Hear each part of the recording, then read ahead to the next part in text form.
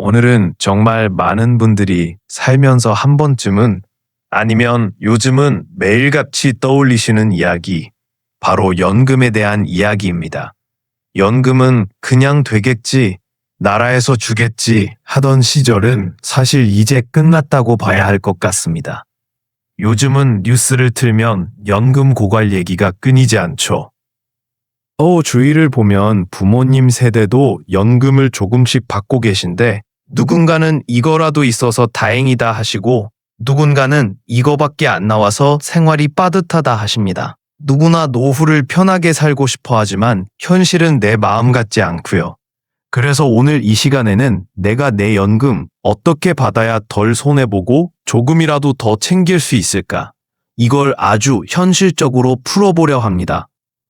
먼저 가장 중요한 건요, 연금은 크게 두 갈래로 나뉜다는 겁니다. 하나는 국가가 운영하는 국민연금 같은 공적 연금이고, 다른 하나는 스스로 준비하는 퇴직연금, 연금저축 같은 사적 연금이죠. 둘 다 어떻게 받느냐에 따라 평생 받는 돈이 수백, 수천만 원까지 차이가 납니다. 근데 많은 분들이 이걸 복잡하니까 그냥 나중에 받으면 되지 하고 넘기세요. 그게 제일 아쉽습니다. 국민연금부터 말씀드려 볼게요. 국민연금은 만 18세 이상이면 거의 의무적으로 가입돼 있죠. 월급에서 꼬박꼬박 빠져나가고 회사가 반을 더 내줍니다. 그래서 일할 땐 내 돈이 빠져나가는 게 억울할 수 있는데요. 이게 나중에 은퇴 후에 큰 버팀목이 됩니다. 문제는 이걸 언제 받느냐입니다.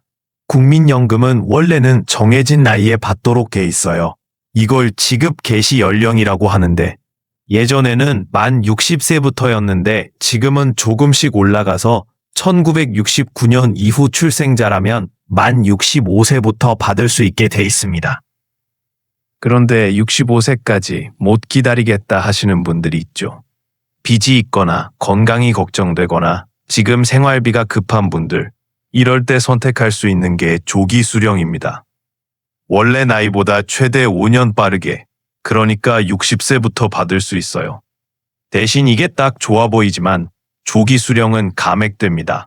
보통 1년에 6% 정도 줄어드니까 5년 일찍 받으면 평생 약 30% 정도 깎인 금액으로 받게 됩니다. 예를 들어 원래 100만 원 받기로 돼 있었다면 조기 수령하면 70만 원 정도로 줄어드는 거죠. 이게 평생 갑니다. 다시 늘어나지 않아요. 그래서 무조건 빠르면 좋다고 보긴 어렵습니다. 반대로 나는 아직 돈이 급하지 않고 건강도 괜찮다, 내가 조금 더 일할 수 있다 싶으면 연기 수령이라는 방법이 있습니다. 이건 정해진 나이보다 최대 5년 늦게 받는 겁니다. 연기하면 1년에 7% 조금 넘게 연금액이 올라갑니다. 그래서 5년 연기하면 대략 35% 정도 더 받게 됩니다. 같은 사람이라도 조기 수령을 택하면 70만 원, 연기를 하면 135만 원, 거의 2배 가까이 차이가 나는 셈이죠. 그럼 무조건 연기가 답일까요? 또 그렇진 않습니다. 연기는 건강해야 이득입니다. 왜냐면 연금은 많이 받으면 받을수록 유리한 구조인데 오래 살아야 많이 받잖아요. 만약 건강이 좋지 않아 오래 못 산다면 일찍 받는 게 더 이득일 수 있습니다. 그래서 정답은 내 건강 상태, 가족력, 생활 사정에 따라 달라집니다. 제가 상담을 하다 보면 가장 많이 듣는 질문이 그럼 언제가 제일 좋은 거냐입니다.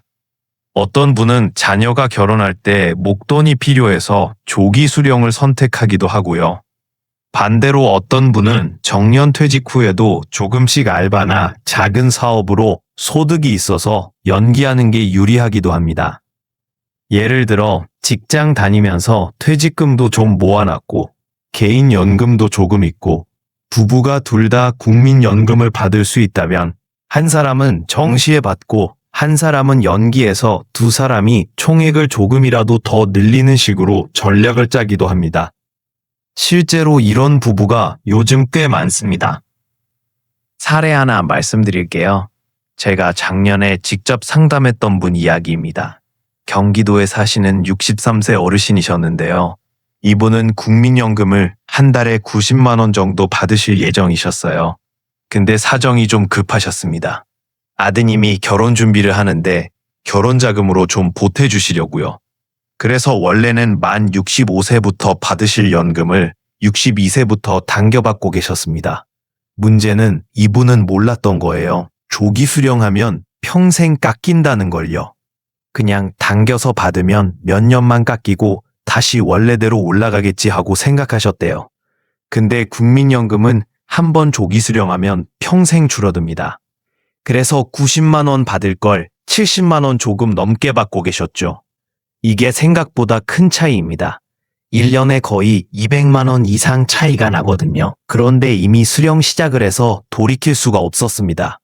만약 이분이 조금만 더 일찍 상담을 받으셨다면 아드님 결혼 자금은 다른 방식으로 조금만 대출을 받거나 조기 수령 대신 연기 수령까지는 아니어도 정시에 받도록 유지했으면 훨씬 좋았을 겁니다. 이런 경우가 정말 많습니다. 또 하나 중요한 게 유족연금입니다. 국민연금은 가입자가 사망하면 배우자가 대신 받을 수 있어요. 다만 이건 조건이 있습니다. 가입 기간이 일정 이상이어야 하고 사망 당시 배우자의 나이, 소득 상황도 따져봅니다. 부모님이 돌아가시면서 연금이 그냥 사라졌다고 생각하시는 분들이 많은데 사실은 유족연금 신청을 안 해서 못 받는 경우도 많습니다. 혹시라도 부모님 연금을 받으시다 돌아가셨다면 무조건 공단에 문의해서 유족연금이 가능한지 확인하셔야 합니다. 이제 퇴직연금, 연금저축 얘기도 해볼게요. 요즘은 퇴직하면 대부분 IRP 계좌로 퇴직금을 굴립니다. 예전처럼 퇴직금 한 번에 받으면 세금이 무겁게 붙는데 IRP로 넣어두면 세금을 조금 밀어주죠. 근데 이걸 언제부터 어떻게 꺼내느냐에 따라 내 노후 현금 흐름이 달라집니다. IRP는 55세 이후부터 연금 형태로 꺼내는 게 기본입니다. 여기서 중요한 게 연금으로 꺼내느냐, 한 번에 꺼내느냐인데요. 연금으로 꺼내면 세율이 3%대 정도로 낮습니다. 하지만 한 번에 빼버리면 기타 소득으로 분류돼서 16.5% 세금이 붙습니다. 그러니 조금 귀찮더라도 5년, 10년, 15년 이렇게 길게 나눠서 꺼내는 게 훨씬 유리합니다. 연금저축펀드도 마찬가지입니다. 연금저축펀드는 투자 상품이라서 수익이 들쭉날쭉하죠.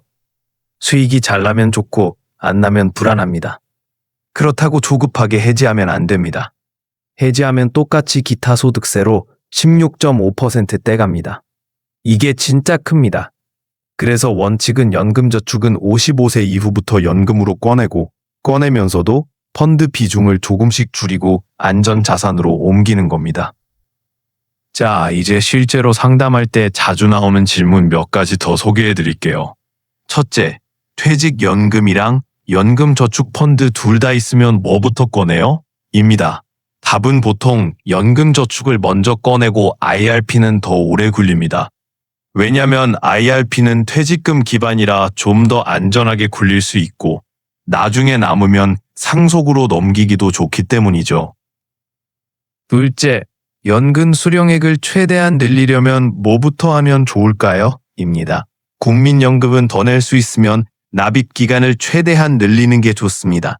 군 복무, 학업 기간, 출산 기간 등 과거에 납입 안 한 기간을 추가로 메꿀 수 있는 추납 제도라는 게 있거든요. 공단 가면 상담해 줍니다. 1해서 2년만 추가 납입해도 연금액이 제법 늘어납니다. 셋째, 연금은 상속이 안 되나요? 입니다. 국민연금은 본인이 사망하면 배우자에게 일부 넘어가는 유족연금이 있지만 개인연금은 남은 금액을 상속할 수 있습니다. 다만 연금저축펀드나 IRP는 상속세가 붙을 수 있어서 전문가랑 상의하셔야 합니다. 그리고 중요한 게 연금의 세금 절세 팁입니다. 연금저축이나 IRP는 연간 최대 700만 원까지 세액공제를 받을 수 있습니다. 연소득에 따라 공제율이 달라지는데 최대 16.5%까지 돌려받을 수 있으니까 연말정산할 때 꼭 챙기셔야 합니다. 게다가 배우자도 따로 가입하면 각각 공제를 받으니 부부라면 둘 다 하는 게 좋습니다. 정리해보면요. 연금은 언제 받을지, 어떻게 받을지에 따라 평생 받는 돈이 몇백, 몇천만 원 차이가 납니다. 국민연금은 건강하면 연기, 급하면 조기, 무난하면 정시에 받는다. 퇴직연금과 연금저축은 한 번에 꺼내면 세금이 무겁고 나눠 받으면 가볍다. 그리고 모르면 공단에 물어보고 전문가랑 상담받아라. 이 세 가지만 기억하시면 됩니다. 마지막으로 꼭 지금이라도 내 연금 예상액이 얼마인지 확인해 보세요. 국민연금공단 홈페이지에 가면 5분이면 나옵니다. 그리고 IRP나 연금저축은 금융사 앱만 켜도 잔고가 보이죠. 모르겠으면 주거래 은행 창구에 가서 물어보셔도 됩니다. 알아두는 것만으로도 나중에 왜 나는 이렇게 조금밖에 못 받지? 하고 후회하지 않게 됩니다. 자, 오늘 이렇게 연금이라는 조금은 복잡하고 딱딱할 수도 있는 이야기를 길게 풀어봤습니다. 혹시 지금 이 시간에도 내가 잘 이해했나? 하고 머릿속이 복잡하실 수도 있어요.